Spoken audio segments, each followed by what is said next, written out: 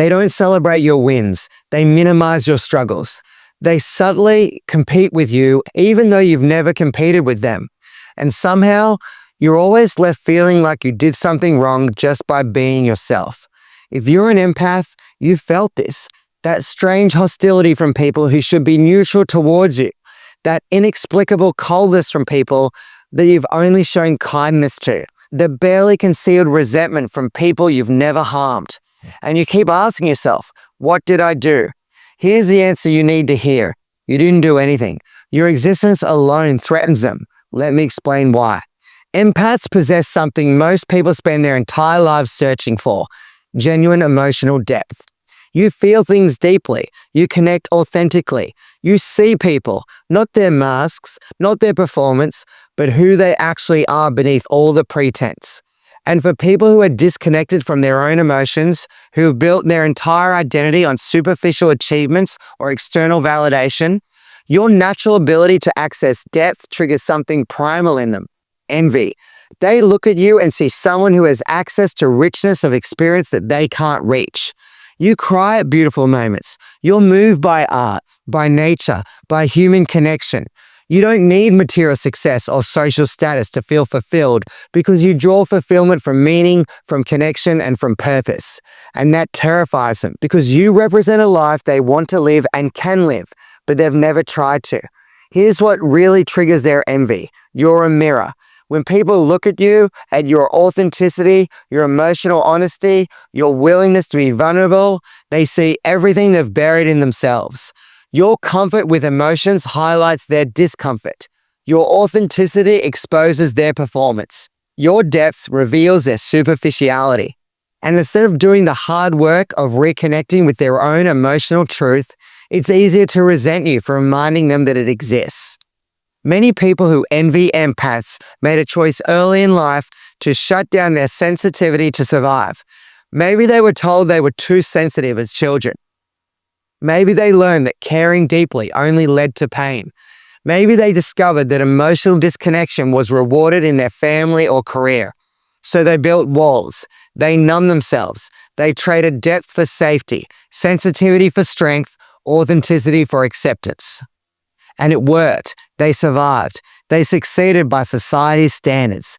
They climbed ladders and checked boxes and proved themselves worthy. But then they meet you, and you're sensitive and strong. You're empathetic and successful.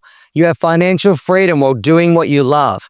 By the way, if you are still struggling with your financial freedom while being an empath, maybe you make good money but you dread your work, then that is exactly what I teach people to do.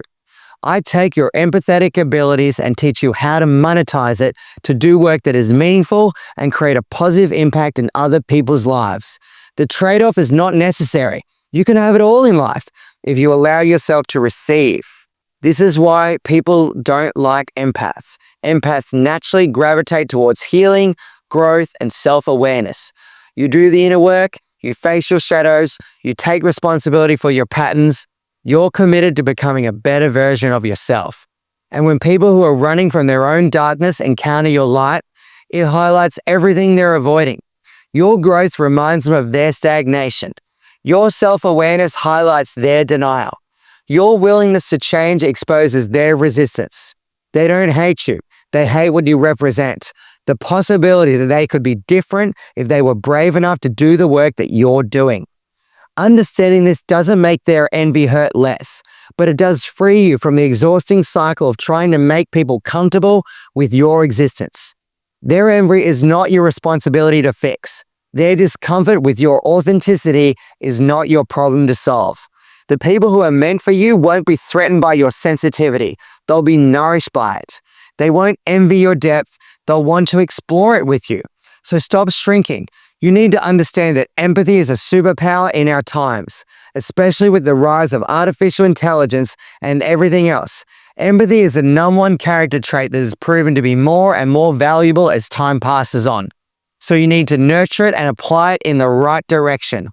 And if you're someone who really wants to take this ability to the next level, then comment below NTT and you can apply for our next 5-day training, which is only $7, or actually at the time of filming this, it could be $9, $17, but no more than $50.